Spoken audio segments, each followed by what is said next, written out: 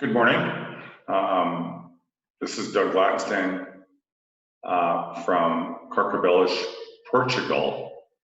It is an absolutely gorgeous day out there. It's going to be 84 degrees Fahrenheit. That is a superb day, but unfortunately the beaches are still closed because of the COVID-19 issues. Today I'm going to be talking about a course where it runs off this paper called Mind the Gaps, Financial Cycle Output Gaps and Monetary Policy Relevant Output Gaps. Now, this course really is intended for people that have a pretty strong academic education and that want to make the transition into a professional forecasting environment, either it be at a central bank or a Ministry of Finance or perhaps even an international organization. If you want to learn more about all the courses that we offer at Saddle Point Research and the Better Policy Project, you can email me at laxtoneconomics@gmail.com. You can also sign up for the courses at the betterpolicyproject.org. So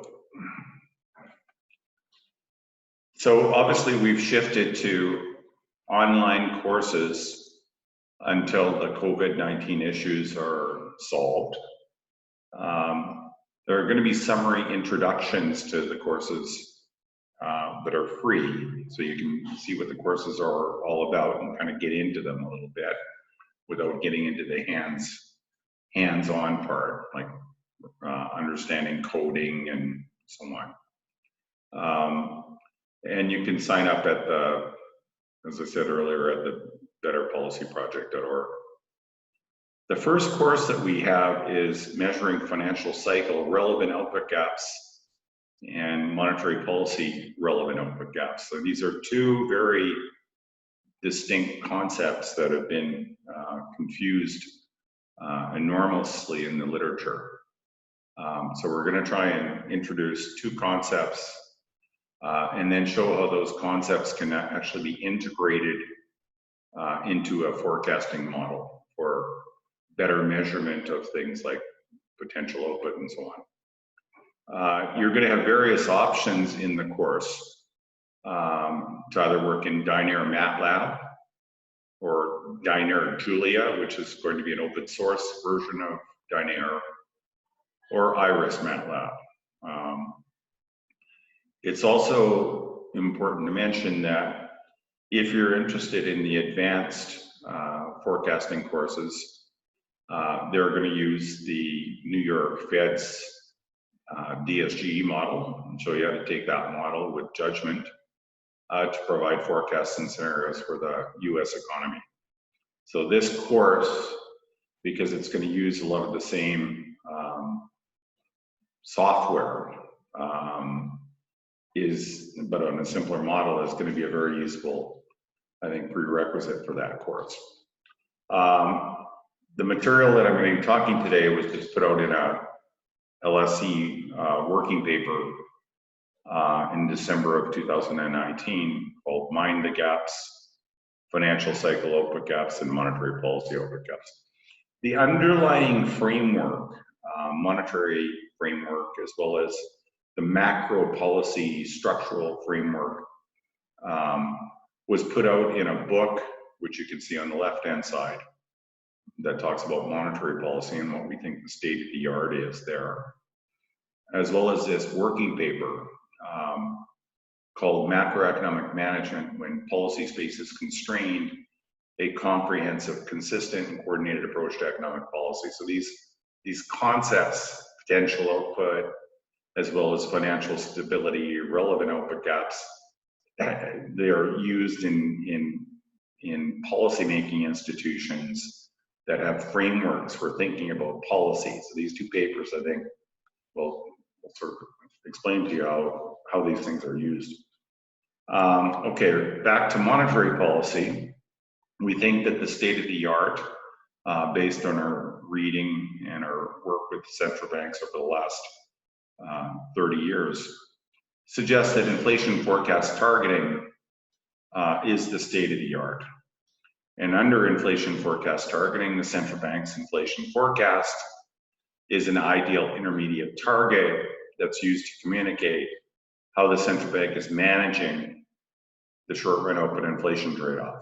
So this is why we need the output gap. This is why we need measures of potential output, because they're vital in terms of communicating how the central bank is managing the short-run output inflation trade-off. Now, I want to emphasize right at the very start, this is going to be the exact opposite way of thinking about the output gap that an academic might think about it, where you basically just build a model and then the output gap kind of tells you what the answer is.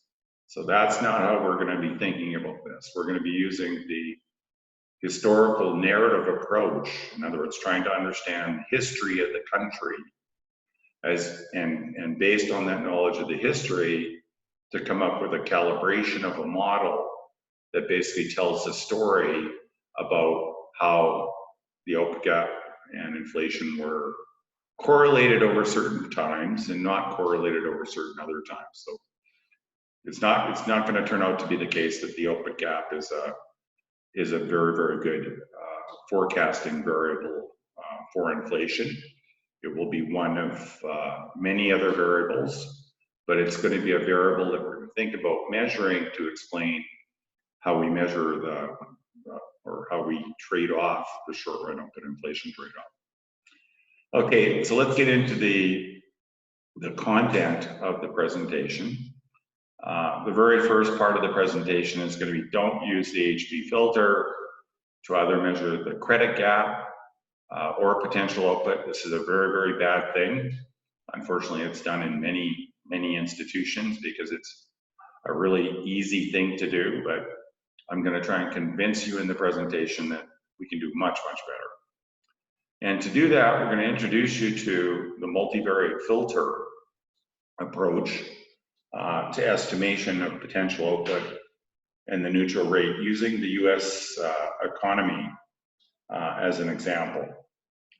So after we develop these measures of potential output, we're then going to show you an theoretical model of the financial cycle.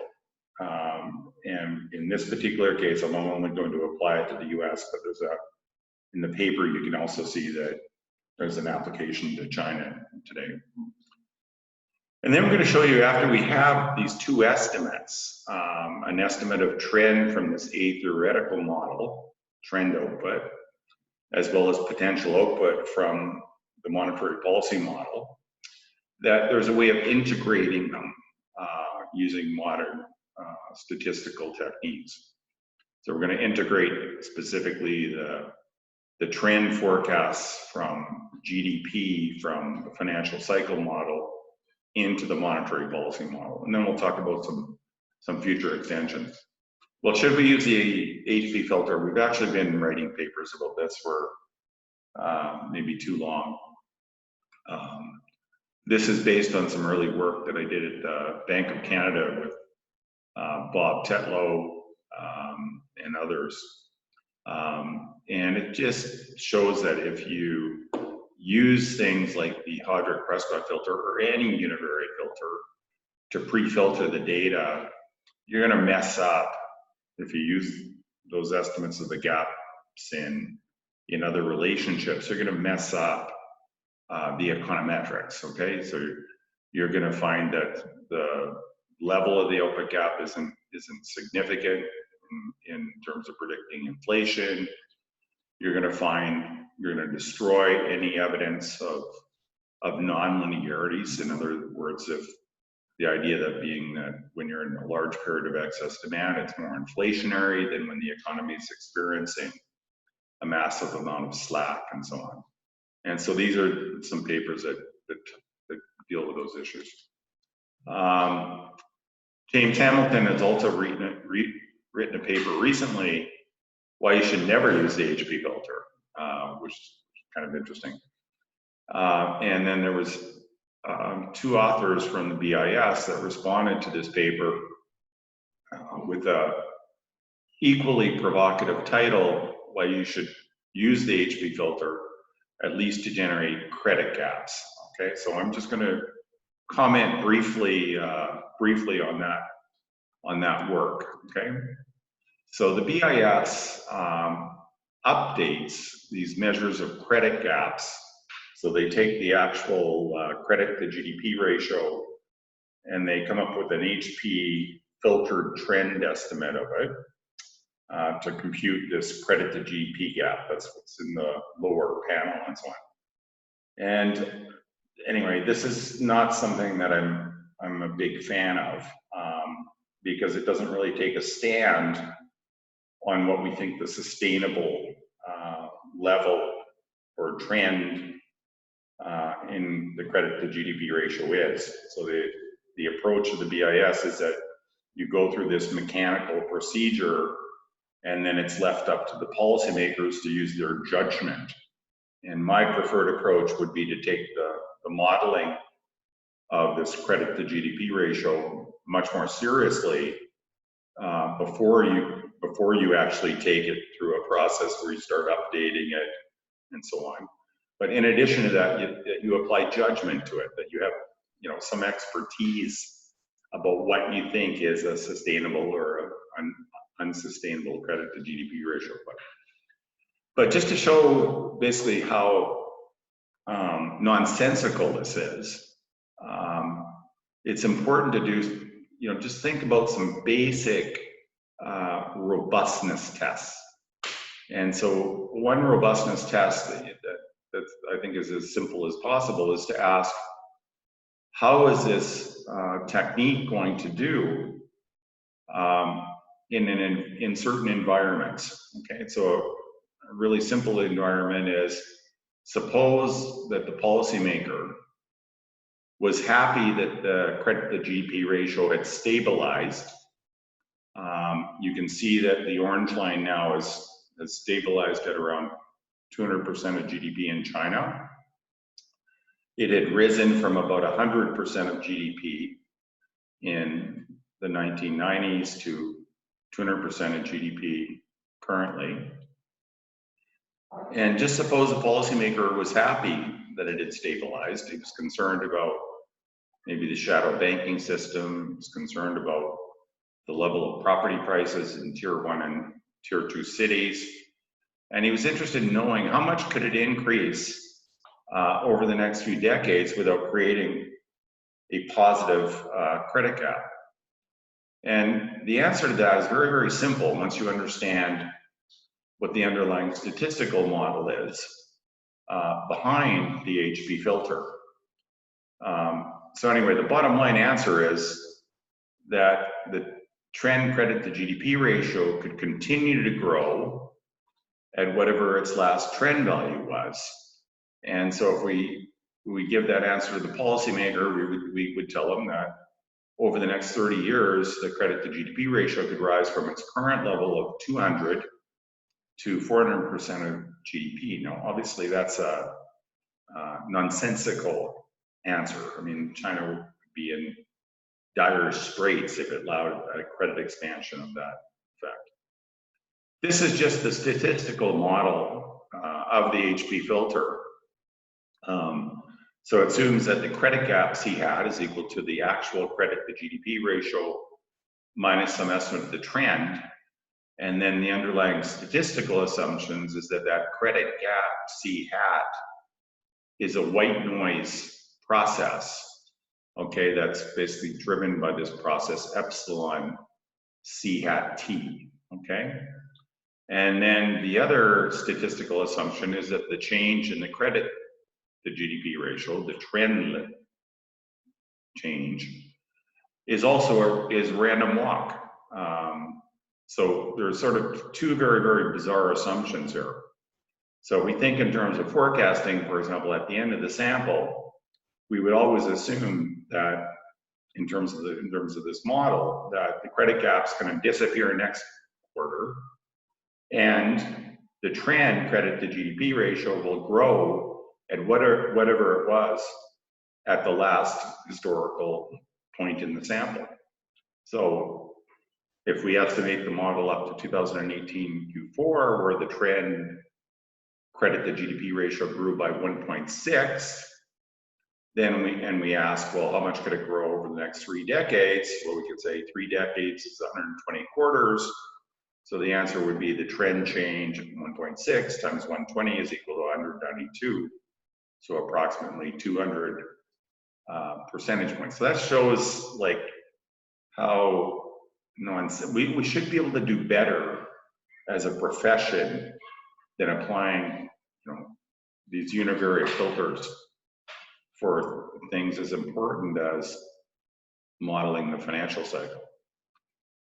So we're going to try and overcome the problems with using this HP filter that, as I said, has been used widely, not only at the BIS, but at other institutions to measure things like potential output. So we're going to develop this monetary policy model, or more precisely, we're going to use a multivariate filter to calculate the most likely estimates of the unobservable variables. And it's going to include a more sensible stochastic process for potential output. So it's not going to be like the HP filter where there's a unit root in the trend growth rate. We're going to try and take more of a stand on what the underlying growth rate of potential output is. It's going to include an output gap that's going to have some serial correlation in it, like the business cycle, but it also have things like a real interest rate gap. It will have a Phillips curve that describes the theoretical relationship between inflation and the output gap. It'll have a dynamic Oken's law equation that links the unemployment gap to the output gap. We'll have a monetary policy block with an interest rate reaction function and a term structure equations that can estimate movements in the term premium. And in the case of the United States, it will include an equation that links the economy-wide output gap to measures of capacity utilization and manufacturing sector. So these are the equations. I'm not going to take you through those equations. You do that when you go into the details of the course. But what I will do is I'll take you through the historical narrative once the model has been calibrated. In other words, once we've looked at the empirical work, once we've studied the history of the country, we can come up with a calibration of the model that then produces these estimates of unobservable variables that tells a story that's very similar to the actual story that happened in the United States. So what happened in the United States? Well, our sample starts in 1980. And we're going to divide history here into 3 periods. We're going to have the period of disinflation in the early 1980s, and where we go through the process of re-anchoring long-term inflation expectations down to low levels. We're then going to have the Great Moderation from 1996 to 2007. So we're going to look at that period in particular. And then we're going to look at what happened with the global financial crisis, where the US economy crashed and monetary and fiscal policy and other tools were used to try to support the economy and eliminate economic slack in the economy and return inflation back to the target. So the story starts off with the Volcker disinflation, where inflation was high. So that's in the top panel of the chart. So inflation was about 13%. That's in the bar chart. And that then prompted the central bank under Paul Volcker's guidance to raise short-term interest rates to quite high levels that were sufficient to generate enough economic slack in the economy. So we look at the top panel, we can see that the output gap from MPMOD, blue line, got to a number of about -5%. So you can see there was a fairly large cumulative output gap. On the bottom panel in in the second column, you can see that unemployment rose to almost 10% on an annual basis. And so both slack in the labor market and slack in the goods market was sufficient to bring inflation down to single-digit levels and so on. Now, we like to use this concept of the sacrifice ratio. Sacrifice ratio is the cumulative output gap divided by the change in inflation. So how much did it cost to reduce inflation from high levels in 1980 to lower levels, say, in 1985? And the answer is 1.6, a very plausible sacrifice ratio based on the times. The cumulative output gap was 14.9%, and inflation was reduced from 12.7% to 3.5% in 1985. Okay? So you can see that after that time period, we then observe the economy going through a little bit of a boom, a little bit of a cycle, and then they go back into economic slack in the 1990s and so on. And this was because of the stock market crash in 1987, which prompted the Fed and other central banks to provide a lot of liquidity to financial markets, which then resulted in this kind of mini boom that was followed by a pickup in inflation. And then, of course, a subsequent recession in the early 1990s that resulted in inflation falling back down to low levels and so on.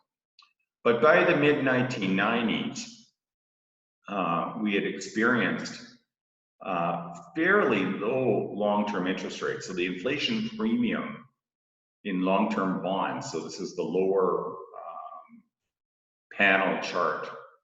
So the red line is the long-term interest rate, the 10-year rate on US Treasuries. So you see it had fallen, and you can see that the inflation premium, which is embodied in the expected short-term interest rate, had been declining over time. But even more importantly, the term premium, which was around 4% in the early 1980s, when again, because inflation was very high and variable in the 1970s and so on, inflation uncertainty was enormous. It had fallen from a level of about 4% at the beginning of the 80s down to about 2% by the time the Great Moderation started in 1996. And so this is just looking at the term premium and so on. So now we can advance to the Great Moderation, which was between 1996 and 2007. And what do we observe? Well, we observe there's continuous progress in terms of reducing long-term inflation expectations. The economy is characterized by very little variability. So the output gap variability declined massively during the Great Moderation. Everything becomes smoother.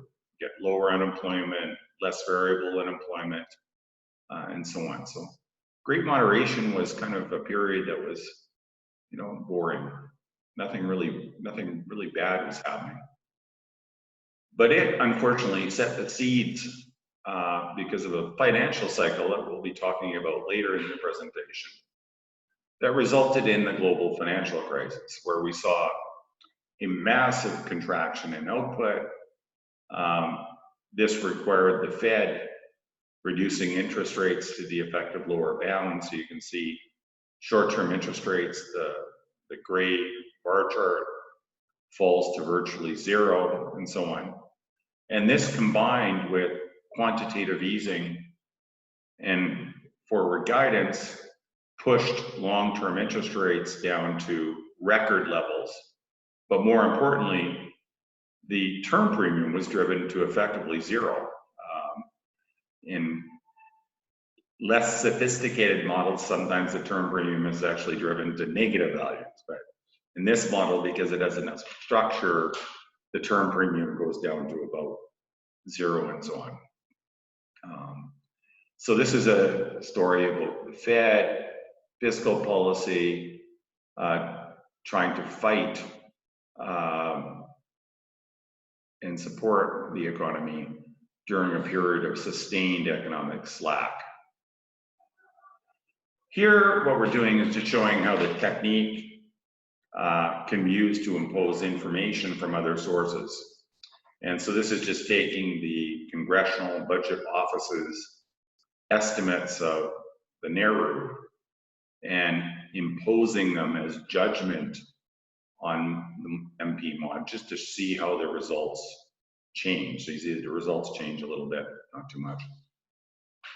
This is looking at the rolling real-time estimates of the gap and potential output and comparing them to the Hodrick-Prescott filter. And so as I told you before, the HP gap assumes that the gap is white noise. And so whatever gap you have, it assumes that it's going to go back to 0. So that's the bottom right-hand side chart. And we can see that these historical real-time estimates compared to the final estimates from the HP filter can be dramatically different. And so you see that in the sense that these dots are completely different, say around 2005. They suggest that the gap was negative, whereas with the real-time estimates, or sorry, with the full sample estimates of GDP, they would say that output was actually above trend in 2005. And so you can see if you look above, the monetary policy GDP gaps are much more stable in the sense that the real-time estimates that are based on data up until the end of the sample look much more like what the full sample estimates are. And this is also true of potential output.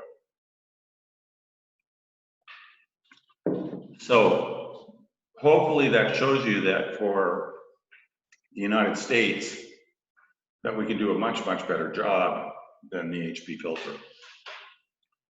So as I said in my introduction, there's been a lot of confusion recently about thinking about the financial cycle and using terms like potential output and so on. And so we're going to try to be clear. So we know what monetary policy relevant output gaps are. I've just shown them to you. It's also important to think about what the state of the financial cycle might be. And to do that, we're going to use a theoretical model, okay? And we're going to use an theoretical model because the two variables that we're going to be using to measure the financial cycle are going to be based on excessive expansions in credit growth and property prices. And the reason that we call it an theoretical model is that there's no theoretical model that would give you a structural relationship between this thing that we call the output gap, demand versus supply in the goods market, and property prices and credit. So in other words, structural models tell us that there is no such thing as a structural relationship between those variables. So you could have a boom, for example, that drives up credit and drives up property prices, and that could be, that could be perfectly okay. Or you could have the opposite, where you have an excessive credit expansion that's creating a boom in housing that also increases property prices. So both those stories could be happening. So you can't write down an equation, assume that it's structural, and then estimate that equation to help measure what the financial cycle is. So it's important for us when we don't have theoretical foundations for equations to make sure that we know what we're doing. So we're going to be clearer by using an theoretical model to try and get an estimate of what trend output is, okay? Trend output with respect to measuring the financial cycle.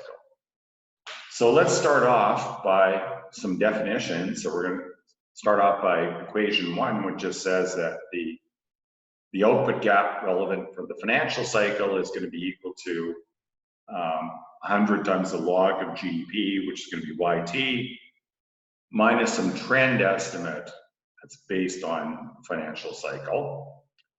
We're then going to have a stochastic process for trend output, where basically Y bar FC is equal to its lag. So we're going to be allowing for a unit root for some level shocks, epsilon Y bar FC, to cause once and for all changes in this trend level. And we're also going to allow for the fact that the growth rate of this underlying trend can be highly serially correlated in terms of departing from its steady state rate of growth. So that's equation 3.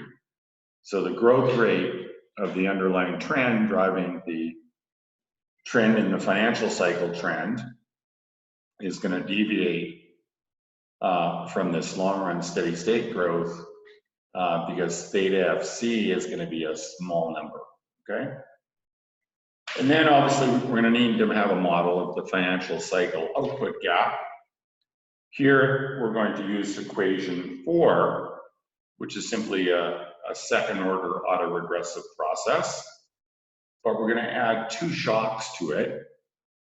One is an idiosyncratic shock, epsilon FC, and the other one is going to be based on this enormous literature on financial cycles that suggests that the best 2 leading indicators of financial cycles are the combination of excessive growth in credit and property prices. And so that's what this epsilon FC, so it's going to, we're going to think of it as a financial shock. Now to measure this epsilon FC, we're going to be using equation 5 and 6. And equation 5 and 6 are really quite simple. It just says that equation 5 says the growth rate in real credit growth is going to be a serially correlated process that can also deviate from its long run steady state rate. And so it can have a shock, idiosyncratic shock, epsilon change in RBC, but it can also have this common shock component that's going to be correlated with the same shock that's being driven to the growth rate in property prices. So you use the equation 6, very similar equation for the growth rate in property prices as the growth rate in credit, okay?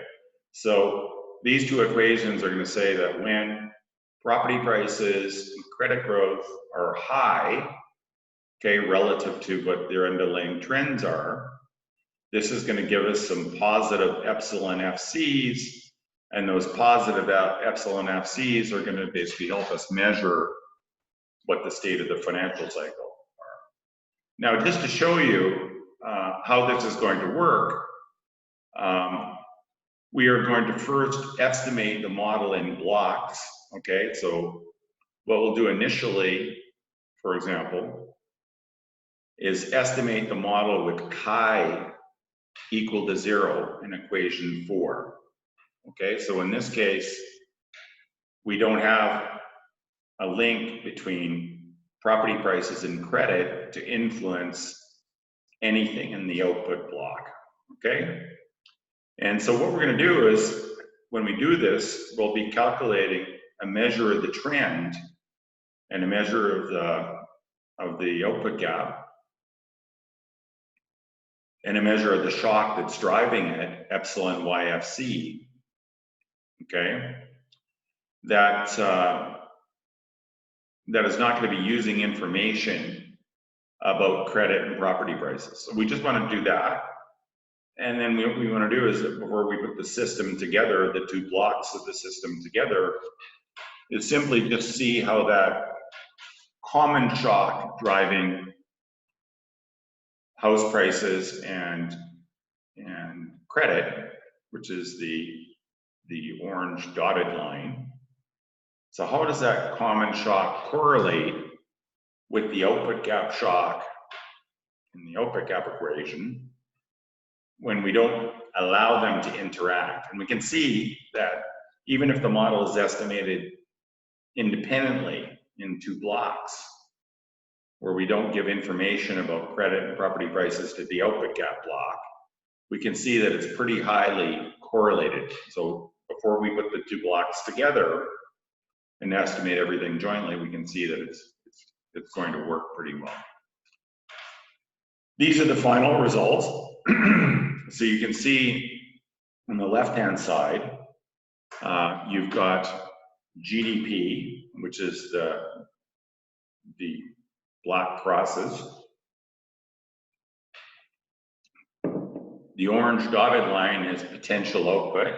And so you can see that before the global financial crisis that started in 2008, for example, you can see that output and potential were kind of increasing in tandem.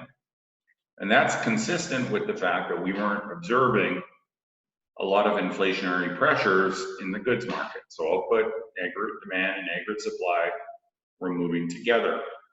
However, it doesn't mean that everything was good, because there was a financial cycle that was emerging because of the enormous increases in property prices and credit growth that was fueling those increases in both aggregate demand and aggregate supply. Okay, so that credit was going into the housing market and it was driving up house prices. Okay, and this was creating an unsustainable financial cycle. And so you can see this by looking at the blue line. So you can see that the economy was rising systematically above the sustainable amount of output. This is just looking at the two output gaps, the monetary policy relevant output gap and the financial cycle output gap. And you can see that there were really two periods of really big positive financial cycles. One was associated with the saving and loan crisis that followed a period of financial liberalization and unrestrained real estate lending. This was a story about the 1980s and so on, where we observed a significant recession afterwards. And the other one was the big one, which was the global financial crisis, where we had a number of years where we had very, very high credit growth and high property prices. This is basically just looking at some other additional variables that we can talk about later. Okay, so now that we built the models, we can ask a technical question, which is, how would these models have forecast 1 year ahead, 2 year ahead, up to 5 year ahead measures of GDP? Now, the reason that we're doing this is not because we think that it's sensible to use a model like this for forecasting, but it's sensible to, when we write down models, to be able to assess them in terms of their forecasting properties. Okay, so on the left-hand side, we have the straw man, the HP filter, and so we can see that again, I already showed you the statistical assumptions of the HP filter. So it's obviously to be terrible at forecasting the economy at all horizons. So you see that the root mean squared error is pretty bad, and is much, much better for say the simple theoretical, financial cycle model. On the right-hand side, we're going to compare the forecast of the monetary policy model with the financial cycle model initially. So we're going to be comparing the purple ones with the blue ones initially, okay? The ones in between are effectively a hybrid forecast, which I'm going to explain to you in a little bit. So you can see that the model that has the financial variables in it, the credit growth and the property prices, does a much better job at forecasting trends in the economy than the monetary policy model. And this isn't surprising, because people have found this forever, that information on financial variables like credit and property prices can be very helpful for forecasting where the economy is going to be going, okay? That's why people use those variables in producing real world forecasts. Now, obviously we can nest the two frameworks together, and the way that we've done it here is to take our monetary policy model, okay, and to augment it with some equations that force the forecast of GDP to be equal to the forecast of GDP from the financial cycle model. And when we do that, we also allow the model to help infer what implications that has for measuring all the other unobservable variables in the system and so on. So what we end up at the end of the day is a forecast where potential output is measured correctly at the end of the sample, the one that's relevant for monetary and fiscal policy, but then eventually converges to the trend output level that's consistent with the financial cycle disappearing over time, okay? So this is a very simple way of doing it if you want to think about an econometric methodology where you're just forecasting the means of your distributions, okay? So it's a way of thinking about trend output, so you can think about things like the sustainable tax base 5 years into the future when the financial cycle disappears, without getting into things like having to model the distribution of output, okay? So this is a very simple way of doing it. So let me conclude. So hopefully we've shown you that it's important to get the concepts of potential and trend output right for policymaking, okay? We would not want to stick those trend output gaps into an interest rate reaction function, as has recently been done by a number of people. This is not the right way to think about monetary policy. The MPMOD produces much more reliable real-time estimates compared to univariate filters, such as the Audret-Prescott filter. Third, financial factors should be taken into account when determining the cyclical state of the economy, and you do this by incorporating the forecast from the financial cycle model into the monetary policy model. And if you do that, you will end up with a blended forecast that results in better results. So what are some future extensions that we're working on? Well, one is to consider state Markov switching models so that you can place weights on both the financial cycle model and the financial cycle model, so you can come up with estimates of probabilities of crises. And the nice thing about doing this then is that you will have confidence bands that are time varying and will be asymmetric, pointing to higher probabilities of a crisis during periods when there is high growth in credit and property prices. So that's what we're currently working on. Back to the course. As I said in the beginning, the courses are turning into online courses so that you can understand how this particular course works. It can be done from your home institution, and it can be done flexibly by listening to a combination of videos, but also having Zoom calls with trainers who will provide guidance about hands-on work that you're doing and so on. So what is the structure of it? Well, the first part of it is doing hands-on work with the US model. So you'll spend approximately a day getting into the code and doing experiments to really understand what is driving the results for the US. You will then choose a country. We will use some guidance on what countries you should choose. And then after choosing that country, you'll develop an historical narrative, much like what I took you through for the case of the United States. Then, over a period of about 5 days, you'll develop historical estimates and forecasts for that country. You'll then prepare a presentation, much like the one I just presented to you today.